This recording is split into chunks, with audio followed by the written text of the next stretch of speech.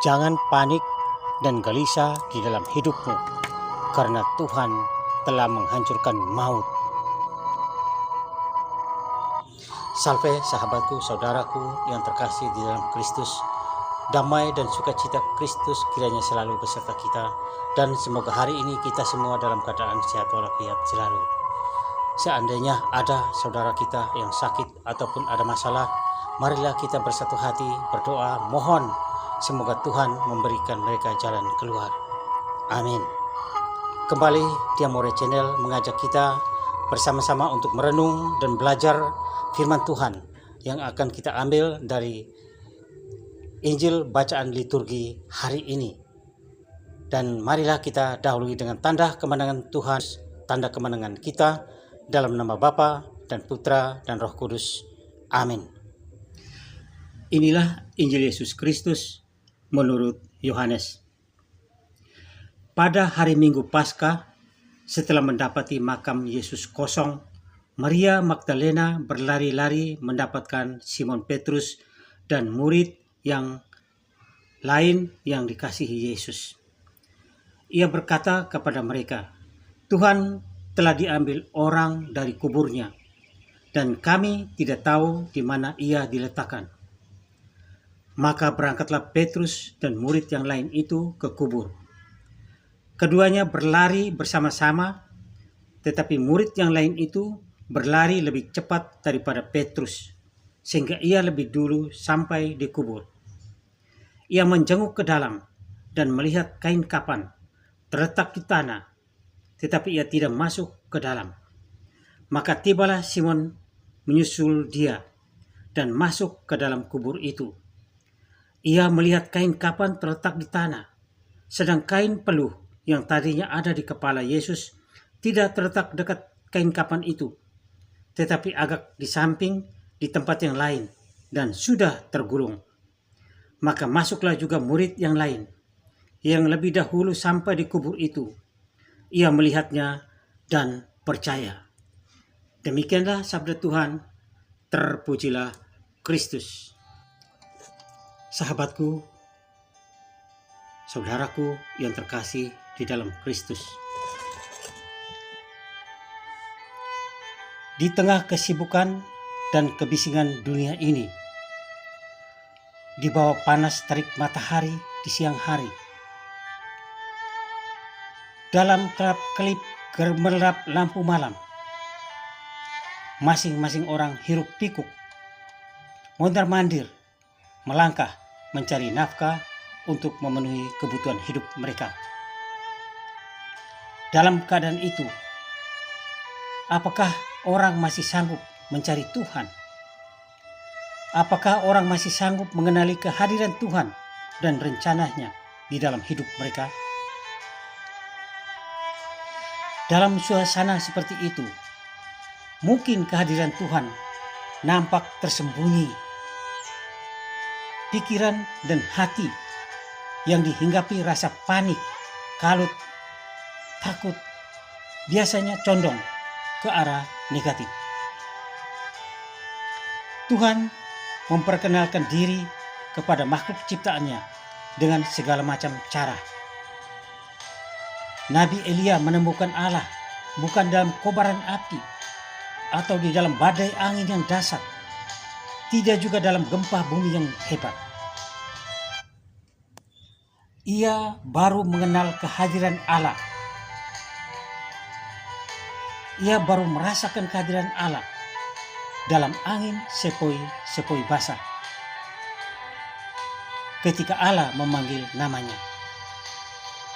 Dalam kitab 1 Raja-Raja bab 19 ayat 11 sampai dengan 13. Musa baru mengenal Allah ketika ada suara keluar dari dalam kobaran api di semak belukar yang memanggil namanya. Kitab Keluaran bab 3 ayat 4. Para murid pun tidak mampu melihat Yesus dalam tiupan angin badai di tengah danau Galilea. Mereka baru bisa mengenal Yesus, Sang Anak Manusia, ketika angin badai di tengah danau Galilea menjadi teduh dan tenang Demikian pun ketika Yesus berjalan di atas air di tengah malam, justru para murid mengira itu hantu. Mereka ketakutan dan berteriak, "Itu hantu." Matius bab 14 ayat 26. Pun pada waktu Yesus wafat di atas kayu salib, para murid bagaikan anak ayam kehilangan induknya. Maria Magdalena dalam bacaan hari ini, ketika melihat kubur kosong, ia langsung berkesimpulan, Tuhan telah diambil orang dari kuburnya. Petrus dan Yohanes ikut panik dan segera berlari tunggang-langgang menuju kubur. Yohanes, murid yang sangat dikasihi Yesus, sampai lebih dulu di kubur. Tapi ia tidak segera masuk. Ia berhenti sejenak di depan kubur dan membiarkan Petrus, seniornya, berlari masuk lebih dulu ke dalam kubur. Petrus pun tidak bisa berbuat apa-apa selain bingung, diam, membisu. Namun setelah beberapa saat Yohanes hening dan termenung di depan kubur, ia masuk dan ia melihat dan percaya. Sahabatku yang terkasih di dalam Kristus, mengapa Maria Magdalena dan Simon Petrus belum juga percaya kalau Yesus sudah bangkit? Bukankah fakta, objek peristiwa yang mereka hadapi adalah sama dengan Yohanes? Namun Yohanes percaya bahwa Yesus sudah bangkit. Karena Yohanes tidak hanya melihat peristiwa itu dengan mata panca inderanya, tetapi ia melihat dengan mata imannya. Iman akan apa yang telah dikatakan Yesus sebelum ia wafat di kayu salib, bahwa putra manusia harus diserahkan ke tangan orang berdosa, disalibkan dan bangkit pada hari ketiga. Markus bab 8 ayat 31. Yohanes bukan hanya tertegun di depan pintu kubur Yesus, merenungkan kata-kata dan sabda Yesus. Ia juga pernah berdiri kokoh di bawah kaki salib Yesus bersama sang bunda ketika Yesus bergantung terkulai layu di atas kayu salib di puncak Golgota. Yohanes sungguh meresapi dan memahami pengajaran kata-kata yang disampaikan oleh Yesus ketika mereka masih hidup bersama. Saudaraku yang terkasih di dalam Kristus, iman akan perkataan-perkataan atau pengajaran Tuhan Yesus inilah yang membuat Yohanes percaya bahwa Yesus telah bangkit. Ia percaya akan kebangkitan Yesus bukan berdasarkan fakta pada makam kosong, karena makam kosong tidak bisa menjadi dasar pembuktian bahwa Yesus sungguh telah bangkit. Bisa jadi makam kosong karena jenazah Yesus diambil orang, sebagaimana yang dikatakan oleh Maria Magdalena.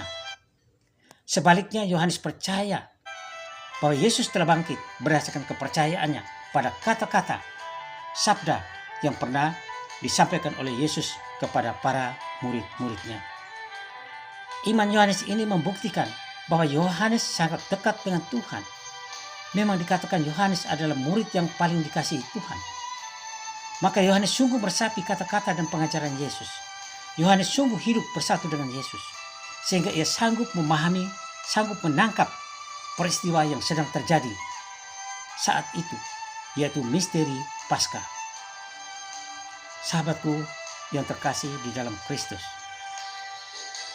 aneka peristiwa di atas kiranya menjadi pelajaran penting bagi kita. Seperti Yohanes, kita diajak untuk tidak terpaku pada masalah-masalah hidup kita. Akal budi pikiran tidak dikonsentrasikan melulu pada masalah-masalah dan kesulitan hidup kita. Kita tidak perlu terlalu panik, cemas, takut, dan gelisah menghadapi semua kesulitan hidup itu. Mungkin suasana hidup terasa sangat gelap dan selalu menghantui kita. Dalam keadaan seperti ini, misteri kehadiran Allah dan kehendaknya akan sangat sulit untuk dicerna maknanya dengan akal budi yang sehat. Sebaliknya, hanya dengan hati yang teduh dan tenang, hening, kita dapat menghadapi masalah-masalah hidup seperti apa yang dilakukan oleh Yohanes di depan pintu kubur. Sehingga kita pun perlu berhentilah sejenak di depan pintu masalah-masalah hidup kita. Ciptakan hati yang tenang, hening, teduh, dan pikiran yang bening. Merenungkan sabda Tuhan, kata-kata Yesus. Membuka hati supaya kita bisa mendengarkan alunan suara Tuhan yang mengalun lembut masuk ke dalam hati sanubari yang terdalam. Di sini wajah Yesus tampil menggelorakan cinta yang dalam yang akan membuka akal budi hati kita untuk memahami apa rencana Tuhan atas semua peristiwa itu. Mungkinkah segala kesulitan hidup kita adalah sebuah kehendak dan rencana besar Allah bagi kita? Dengan penuh misteri Allah menyampaikan pesannya kepada kita. Kita barusan lewat peristiwa Natal beberapa hari lalu. Kita melihat Allah memperkenalkan diri kepada para gembala di padang domba dengan tanda yang sangat sederhana, yaitu seorang bayi yang dibungkus dengan kain lampin dan dibaringkan dalam palungan. Itulah sang raja di atas segala raja. Maka penyerahan diri kepada rencana dan kehendak Allah, mendengarkan suara Allah, berita kabar gembira dari Allah, merenungkan sabdanya, dan bersatu di dalam Yesus adalah hal utama yang harus kita lakukan supaya kita bisa menilai makna apa arti kesulitan hidup kita. Dan untuk itu bisa kita lakukan lewat membaca kitab suci, mendengarkan khotbah-khotbah romo atau pastor pada waktu perayaan Ekaristi Kudus, misa, mendengarkan renungan-renungan di lingkungan, di wilayah, membaca buku-buku rohani, juga kesaksian hidup para santo dan santa. Tidak lupa juga kita harus terus berdoa. Ini akan menghibur kita di saat kita mengalami kesedihan, memberi kekuatan dan semangat di saat kita mengalami kelemahan, memberi keberanian di saat kita mengalami ketakutan, galau, dan memberi pengharapan di saat kita mengalami keputusasaan dan kegagalan. Saudaraku yang terkasih di dalam Kristus, bahwa kesulitan bukan akhir dari perjalanan hidup kita, tetapi awal dari pertumbuhan dan pemurnian hidup, karena Tuhan bekerja di dalamnya dan membentuk kita menjadi pribadi yang lebih kuat dan lebih bijaksana. Santo Yohanes Rasul dan penulis Injil yang kita peringati pestanya hari ini telah memberikan teladan itu, bahwa dalam keheningan batin dan kebeningan budi, kejernihan pikiran, kita akan mampu merasakan dan menemukan makna kehadiran Tuhan yang menjadikan semua kesulitan hidup kita sebagai rencana Tuhan yang terindah di dalam hidup kita. Indah pada waktunya dan menjadikan semua kesulitan hidup kita lebih bermakna di hadapan Tuhan Allah, serta membuat kita boleh menikmati kebahagiaan karenanya. Demikianlah renungan singkat kita hari ini. Marilah kita berdoa. Ya Tuhan Yesus, kuatkanlah iman kami supaya kami mampu menghadapi segala kesulitan hidup, karena iman akan kebangkitan-Mu yang telah mengalahkan dosa dan maut. Amin. Kemuliaan kepada Bapa dan Putra dan Roh Kudus, seperti pada permulaan, sekarang, selalu, dan sepanjang segala abad. Amin. Terpujilah keluarga kudus Nazaret Tuhan Yesus, Bunda Maria dan Santo Yosef, sekarang dan selama-lamanya. Amin. Semoga Tuhan Yesus Kristus selalu memberkati kita semua. Dalam nama Bapa dan Putra dan Roh Kudus. Amin. Salam damai Natal. Salam sehat selalu. Kia more channel.